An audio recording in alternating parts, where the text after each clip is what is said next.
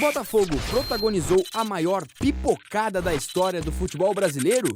Olá, estamos juntos mais uma vez. É ótimo ter você sempre ao nosso lado, você que nos acompanha pelo nosso canal no YouTube Jovem Pan Esportes. Teve tanto esporte este ano, vai ter muito mais na próxima temporada. Você vai acompanhar tudo isso com a equipe de esportes da Jovem Pan. Nosso canal, você sabe, Jovem Pan Esportes, bem pertinho de 5 milhões de inscritos. Mas você tem também todas as demais plataformas. A nossa FM 100,9, as nossas afiliadas, a Rede News. Tem tudo isso para você curtir o trabalho da equipe de esportes da Jovem Pan. Nas últimas horas, a gente falou muito sobre essa pipocada do Botafogo. Meu Deus! Depois de ter feito um primeiro turno perfeito, foi uma degringolada que não tem tamanho. Talvez, para muita gente, a maior pipocada ao longo da história do Campeonato Brasileiro. Claro que a gente vai pensar muitos tropeços ao longo dessa caminhada, mas essa caminhada do Botafogo vai para o Guinness. E a gente falou muito sobre isso, vamos falar um pouquinho mais. Fábio Piperno, ainda com os olhos brilhando, nem poderia ser diferente, ainda mais, com o Palmeiras mais uma vez campeão. O professor Abel Ferreira está com dores musculares de tantos troféus que ele ergue. Meu caro Fábio Piperno, essa pipocada passou para a história. Vanderlei, tudo bem com você? Não só do Campeonato Brasileiro, mas é a maior pipocada da história do futebol mundial. Jamais um clube supostamente grande, enfim, um clube aí de tradição e tal, fez algo parecido com essa pipocada do Botafogo. Veja, o Botafogo, em relação, por exemplo, ao Atlético Mineiro, ele chegou a ter mais de 20 pontos de vantagem no primeiro turno. Sobre o Palmeiras, poucas rodadas para o final, ele chegou a ter 14.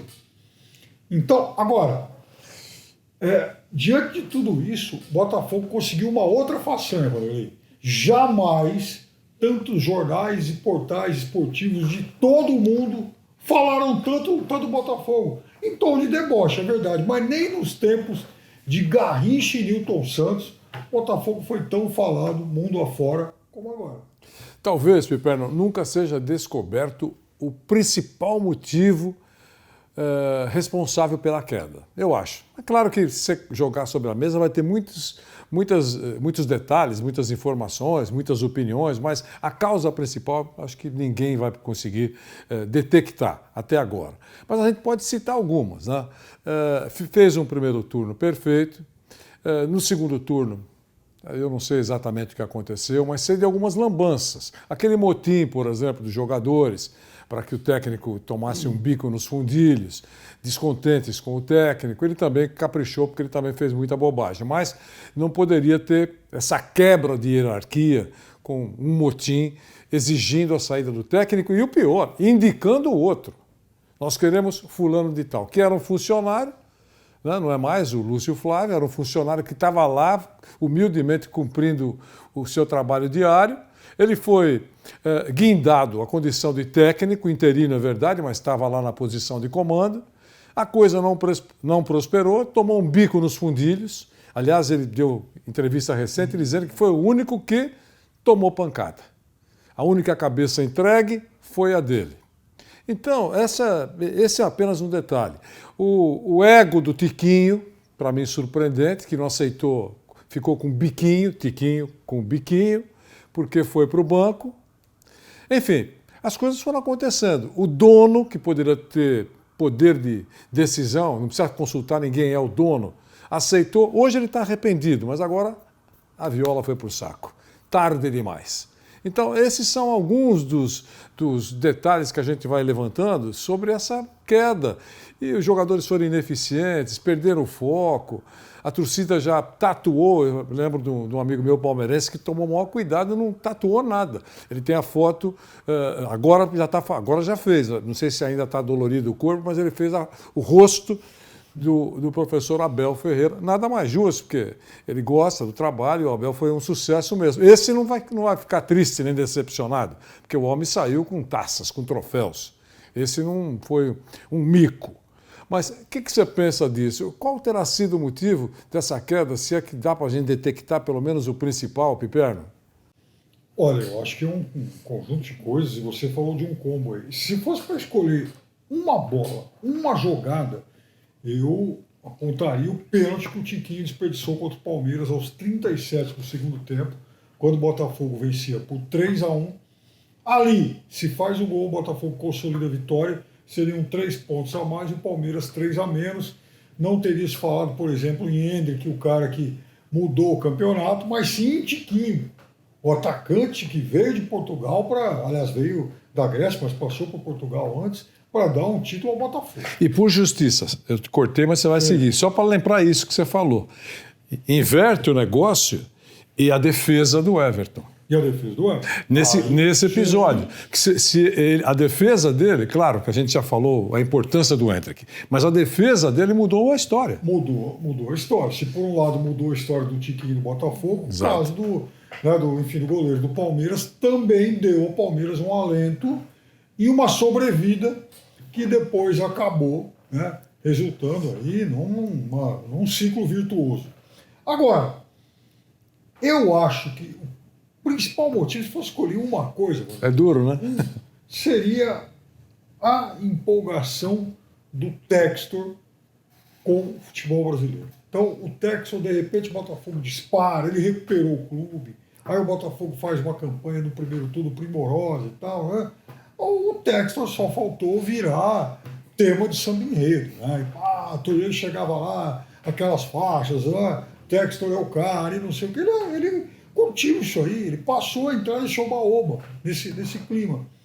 E aí, quando houve a necessidade de mudança, a partir do momento em que o Luiz Castro anuncia a saída, o Textor vai lá, pinça um funcionário dele para dirigir o Botafogo provisoriamente, no caso, o Caçapa, eu acho que faltou alguém no departamento de futebol para falar: Mr. Textor, é o seguinte, é o Caçapa para ficar, ou então nós vamos contratar alguém experiente que conheça o mercado brasileiro, porque, olha, o título está quase ganho. É alguém para não estragar o que foi feito até aqui. E o Botafogo não fez isso. Ele optou por uma outra solução de fora, né? O Bruno Lage. Cara, eu acho até que o Textor pensou bem, puxa vida, então tem um cara lá, um português que trabalhou na Premier League. Então tá bom, então venha. Deu tudo errado. Mas eu acho que faltou ao Textor o suporte de um bom executivo de futebol. Então, nesse ranking que a gente está procurando aqui, cabeças, né, eu também coloco a direção, que não é mais direção, é dono. Não, porque clube normal, você fala assim, a direção do clube tal, porque tem várias pessoas lá, né? Tem presidentes que mandam mais, outros menos, mas tem a direção. No caso do Botafogo, tem um dono. Ele manda prender e ele manda soltar. Então, ele, para mim, fez muitas lambanças. Depois, o grupo de jogadores, porque eles são responsáveis, sim, porque eles devem ter dito lá, não com essas palavras, mas com outras palavras, deixa com a gente. Coloca o Lúcio Flávio, que todo mundo gosta, bacana, bonzinho, e o resto a gente faz. E deu no que deu.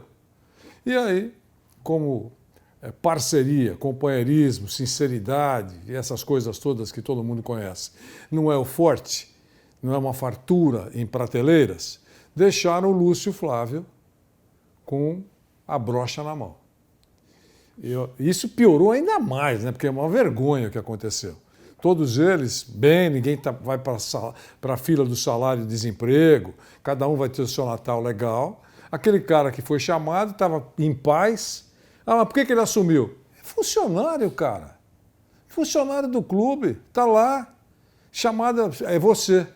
Tá bom. Eu imagino que ele pensou, bom, eles vão me ajudar também. Vão me segurar, eu estou ajudando o clube. Eu não serei, digamos assim, alvo de uma guilhotina. Eu acho que isso foi péssimo. A imagem péssima que o Botafogo gerou nesse episódio, além do vexame, mega vexame, na sua participação no campeonato. Eu concordo com você, mas eu acho que até nisso, você com muita propriedade escreve, Vanderlei, a direção falhou. Por isso que eu coloco a direção como talvez quem mais tem errado, porque quando houve a rebelião de jogadores, aquela coisa, queremos o Lúcio Flávio, não queremos o Bruno Lage, é o caso também da direção de futebol falar, opa, pera lá, quem manda no clube somos nós. vocês têm que jogar bola. Fizeram, aliás, coisas que vocês fizeram muito bem no primeiro turno. E continuem fazendo. O resto é com a gente. Muito bom. Piperno, eu sei que você já falou isso, mas o torcedor do Palmeiras está cansado de tantos troféus. Abração para você. Obrigado pelo carinho mais uma vez. Na próxima semana estaremos juntos.